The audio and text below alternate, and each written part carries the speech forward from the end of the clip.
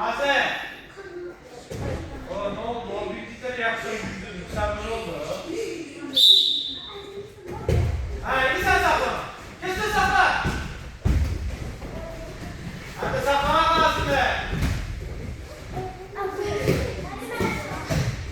Ayağımı tuttum, ayağımı tuttum. Uzakla yapacağım. Boynuna uzakla. Evet abi, sen düşler. Sen onu yeterli. O düzenli burada. Tamam, iyi geldi. Tamam, o da versin. Yüzünü çevirecekler. Evet, uzakla saklama. Boynunu aç uzakla. Hayır, hayır. İnşallah konuşuyorlar. Hiç olmaz sen, Ezgi. İnanmıyorum sana. Hadi, hadi.